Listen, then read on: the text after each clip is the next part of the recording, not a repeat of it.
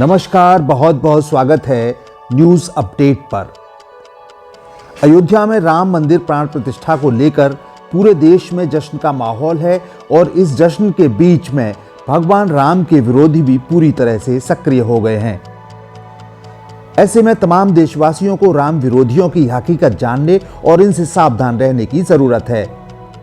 इस वीडियो में सबसे बड़े राम विरोधी की पड़ताल करेंगे और आपसे भी यह सवाल पूछेंगे कि आप सबसे बड़ा राम विरोधी किसे मानते हैं। मर्यादा, मानवता और धर्म का पक्ष लेने वाले, सामाजिक भेदभाव समाप्त करने का सर्वश्रेष्ठ उदाहरण प्रस्तुत करने वाले, राजा प्रजा संबंध से लेकर पारिवारिक दायित्व और त्याग के अनोखे उदाहरण श्री राम को दुनिया की एक बड़ी आबादी भगवान मानती है। इसी वजह से दुनिया में असंख्य राम भक्त चारों ओर फैले हुए हैं, लेकिन दूसरी तरफ राम की मान्यताओं का खंडन करने वाले लोगों की भी कमी नहीं है। कला, साहित्य, फिल्म और राजनीति सब जगह गाहे बगाहे राम विरोधियों के दर्शन हो जाते हैं, लेकिन पत्रकारिता के क्षेत्र में राम का प्रबल विरोधी मिलना थोड़ा मुश्किल काम है। हम आपको पत्रकारिता क्षेत्र के एक राम विरोधी के बारे में बताने जा रहे हैं, जो राम विरोधियों की सूची में अपना नाम सबसे ऊपर रखने के लिए उतावले दिखाई देते हैं। हम बात कर रहे हैं चर्चित पत्रकार रवीश कुमार की।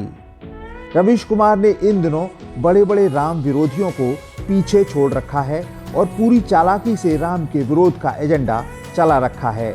वह राम के बारे में सीधे सीधे नकारात्मक टिप्पणी नहीं करते हैं, लेकिन राम भक्तों की जमकर खबर लेते हैं। जो भी राम की बात करता है उसे अपनी भाषा में गरियाते हैं, लठियाते हैं, कोसते हैं, वगैरह वगैरह। लीजिए कुछ नमूने देखिए। जलेसर से कुंतलों भारी पीतल का घंटा राम मंदिर के लिए रवाना होता है तो देखने वालों की लाइन लग जाती है, लेकिन रवीश कुमार घंटे की खबरों से चिढ़ जाते हैं।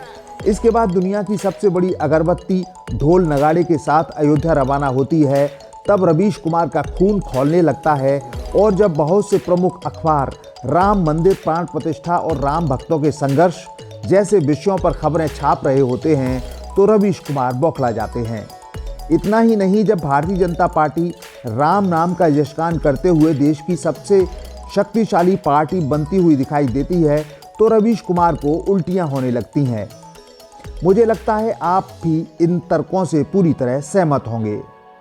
अब आप ही बताइए कि हर बात पर राम भक्तों की टांग खींचने वाले रवीश कुमार को राम विरोधियों की लिस्ट में किस नंबर पर रखना उचित होगा। चलिए थोड़ी सी जानकारी और साझा कर लेते हैं। आपको मालूम होना चाहिए कि रवीश कुमार जी अपनी पत्रकारिता में नए नए प्रयोग करते रहते हैं। अपने ताज़ा वीडियोस में रवीश कुमार ने राम पत्रकारिता नाम के नए शब्द का प्रयोग किया है। आपको याद दिला दें, इससे पहले रवीश कुमार जी प्रधानमंत्री नरेंद्र मोदी की खबरें दिखाने के लिए देश भर के मीडिया को छठी का दूध याद दिला रहे थे और इस चक्कर में गोदी मीडिया नामक नए शब्द का इजाद भी उन्होंने किया था।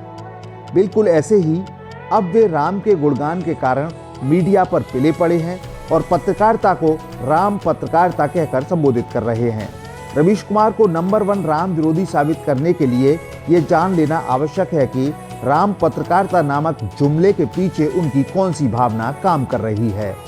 आपको बता दें, मीडिया के साथ राम शब्द का प्रयोग अपमान पैदा करने वाले भाव में किया जा रहा है। इसे ऐसे भी समझ सकते हैं, पुराने जमाने में गिरी हुई पत्रकारिता के लिए पीत पत्रकारिता शब्द का इस्तेमाल होता था।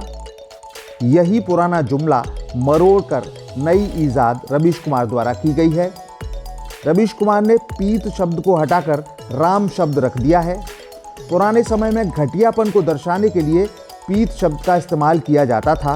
अब रवीश कुमार भगवान राम को लेकर जो खबरें चलाई जा रही हैं उन्हें घटिया मानते हैं और घटिया पत्रकारिता मानकर उनका नया नामकरण राम पत्रकारिता के रूप में कर दिया है।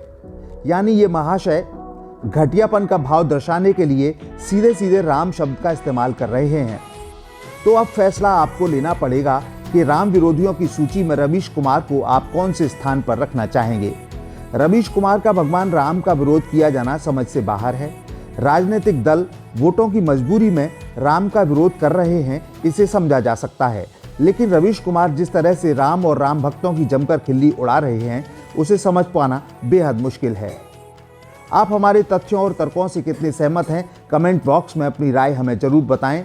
इस बुलेटिन में इतना ही। नमस्कार, आपका दिन शुभ हो। जय सिया राम। देखते रहिए न्यूज़ अपडेट।